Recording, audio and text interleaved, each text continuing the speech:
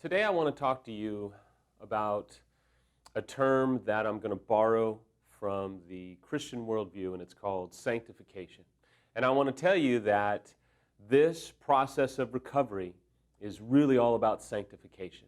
Now, I don't want to lose you if you don't subscribe to Christ, if you're not someone who's a Christian. Listen, sanctification is a word that still is about setting something apart for a purpose, for a reason. In Christianity, sanctification is being set apart to Christ or being set apart for the purpose that God puts on something. It's about being made holy, pure, etc., etc. Now, if you're not a Christian, you can still believe in sanctification, because I'm sure if you're a betrayed spouse, you want your recovery process to purify out all the deception, the addiction, the confusion, the accusation. I'm sure that you want to purify your recovery from the continual justifications of your spouse's affair. If you are an unfaithful spouse, I would hope that you are crying out, if you're not a Christian, hey, purify in me what's going on. Get out of me the deception, the justification, the defensiveness. I don't want to live this way anymore. I want to get healthy. I want to be pure in my approach at recovery. And so sanctification is what I want to hone in on, because I'm just going to tell you, a recovery process that is legitimate is all about sanctifying you. It's all about getting out what doesn't belong. It's all about removing the impurities of your own character. Now, this is where I lose some of you betrayed spouses, and I really don't, so indulge me for just a minute. I always hear this. Well, you know what, Samuel? I didn't ask for this, and I shouldn't have to do this recovery work, and I shouldn't have to do all these things because I didn't go out and cheat. Amen, brother or sister, you didn't ask for this. But let me give you a scenario. People don't ask for cancer, but they still have to take responsibility for their recovery. They still have to get under a treatment protocol to deal with what they didn't ask for. And you may not have asked for this, and I certainly don't believe that you caused your spouse to cheat. That's absurdity. If you're a visitor here, you'll hear that constantly throughout our website, that we don't believe that being a bad spouse causes your spouse to cheat. Not at all. However, you may not have asked for infidelity, but you didn't ask for cancer, and if you have cancer, you have to take responsibility for your treatment protocol if you want to save your life and get healthy, or at the very least, expand your time here on earth. So if you are a betrayed spouse, you are going to go through the purification process to heal, because whether you save your marriage or not, you've been traumatized. And this trauma can be used.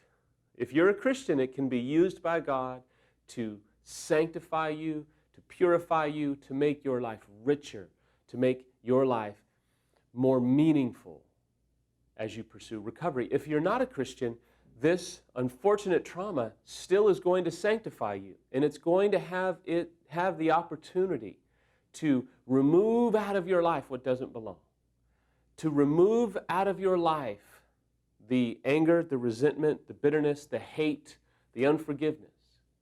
It's all about sanctifying you. It's all about taking you to a place you could have never got to on your own.